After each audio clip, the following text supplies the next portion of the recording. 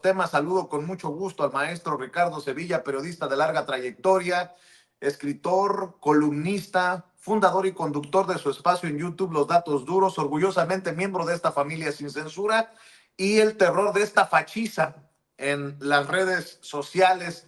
Querido Ricardo, pues mucho que seguir escarbando en este tema de la detención del Mayo Zambada, si fue una entrega, si fue negociada, por qué unos sabían, otros no sabían, y todo esto que en algún momento ya pasamos con aquella captura de Joaquín El Chapo Guzmán, por la relevancia que tienen los personajes. ¿Cómo estás, Ricardo?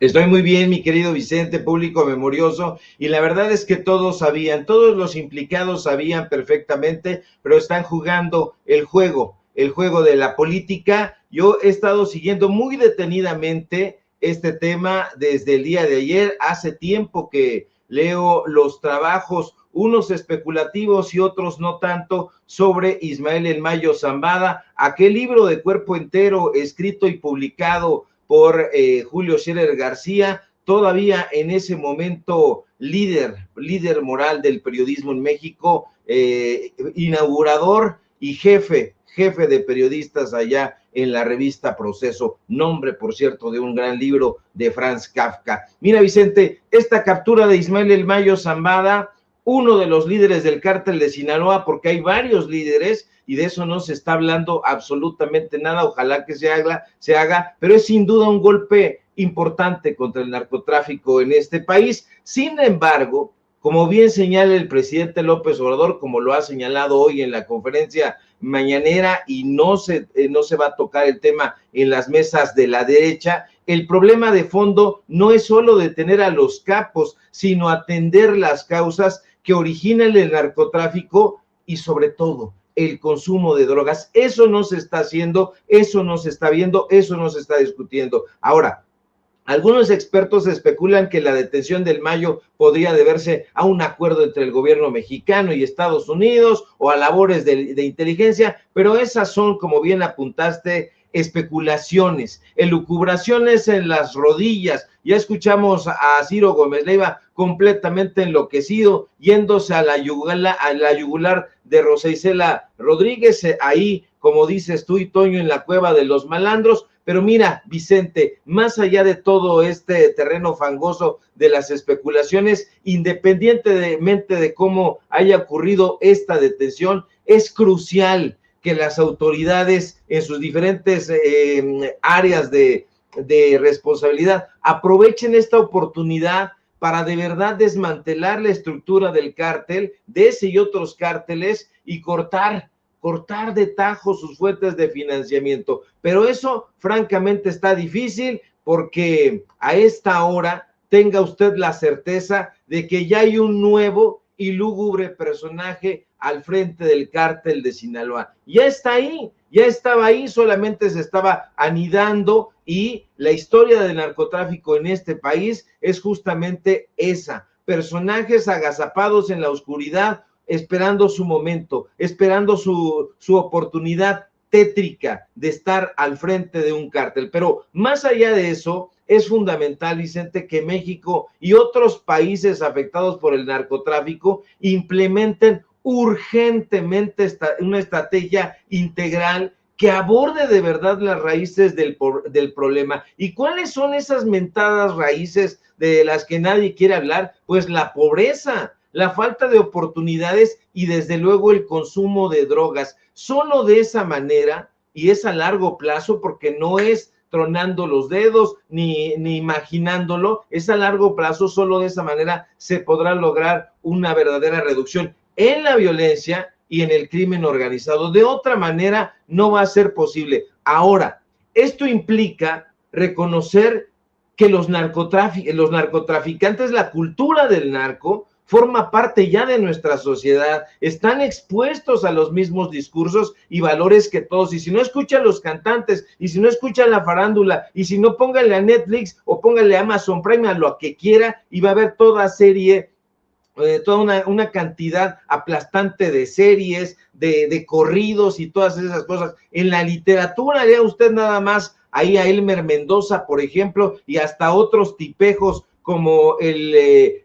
Gachupín Pérez Reverte, atizándole ese tema porque es rentable. Ahora mismo, muchos jóvenes están viendo el narcotráfico como una opción viable debido a la marginación y a la falta de un propósito general en su vida. Eso es sumamente preocupante porque es fundamental evitar que más niños, que más niñas, que más jóvenes se sientan desechables. Se les apodó ninis y se les arrinconó por ahí, se les necesita brindar, como está haciendo este gobierno, oportunidades, auténticas oportunidades y un sentido de pertenencia a la sociedad. Solo así se podrá romper ese ciclo de violencia y criminalidad que aqueja a México. Una de las principales causas sociales que contribuyen al narcotráfico es precisamente la pobreza, esta falta de oportunidades, esta marginación social, especialmente entre los jóvenes que ven en el narcotráfico una vía de ascenso social y enriquecimiento rápido. Así lo están romantizando. La desigualdad y la injusticia social también,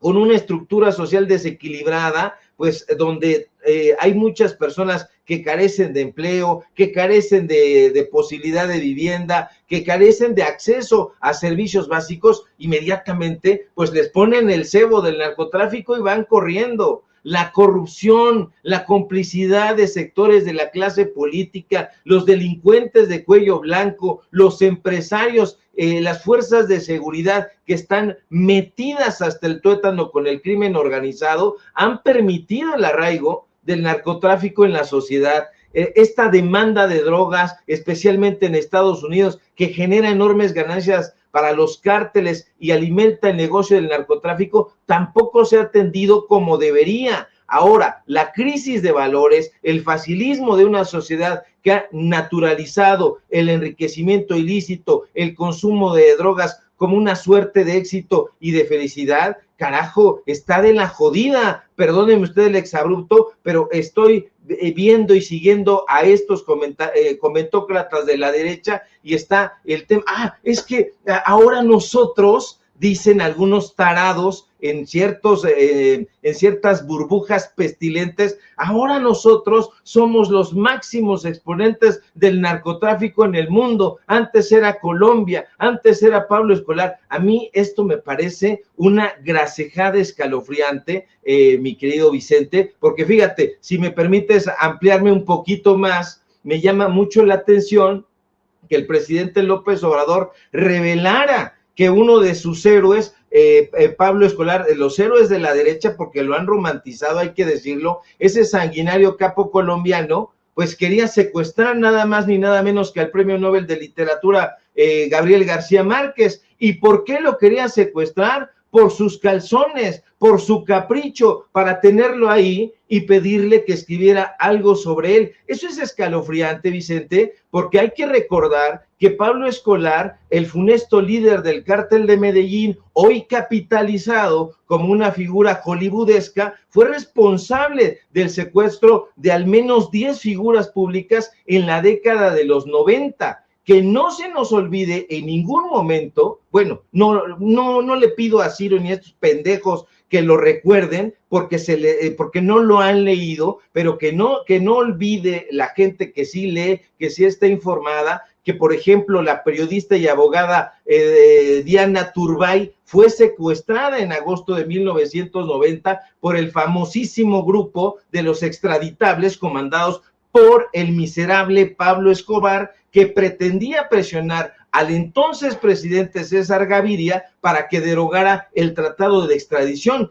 Diana Turbay intentó que le concediera una entrevista a Escobar, pero no fue posible, se la negaron, porque ni siquiera la atendía. Se tiene la teoría de que ella era utilizada por el capo como un escudo humano, ya que era trasladada a las fincas donde estaba Escobar. Entonces, ha habido muchísimos casos que es muy escalofriante esto que dice el presidente López Obrador y que lo narra originalmente Julio Scherer García en aquel libro llamado De Cuerpo Entero, donde se hace un retrato precisamente del briago imbécil de Felipe Calderón, que ahorita de estar cagado en los calzones. Los detalles de este secuestro, Vicente, están aquí, de estos 10 secuestros, justamente en el libro Noticia de un secuestro del Gabo García Márquez. La mayoría de los secuestrados fueron liberados después, pero caray, eso debe sentar un precedente que se tiene que evitar, porque se trataba de periodistas, estaba entre ellos el jefe de redacción del Tiempo, que fue secuestrado en septiembre de 1990,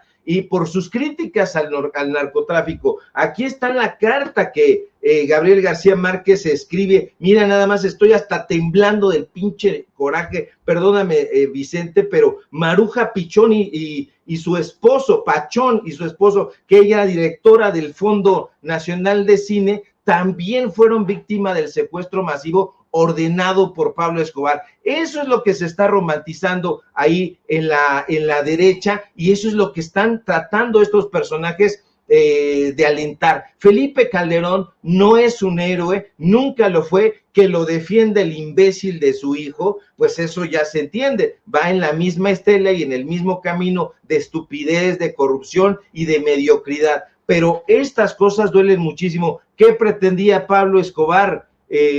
Secuestrar a Gabriel García Márquez y utilizarlo como escudo humano. El Mayo Zambada pretendía probablemente hacer lo mismo con Julio Scherer García. En los detalles de esa entrevista que el presidente López Obrador pide a Jesús Ramírez que ponga en la portada de la revista Proceso, si usted puede leerlo, son completamente escalofriantes, porque vendan los ojos del periodista, lo llevan y ahí está sentado un personaje, esta revista precisamente. Entonces es tremenda, cuando todavía la revista Proceso, mi querido Vicente, valía la pena de ser leída, pero ya me extendí y ya me encabroné. Estoy viendo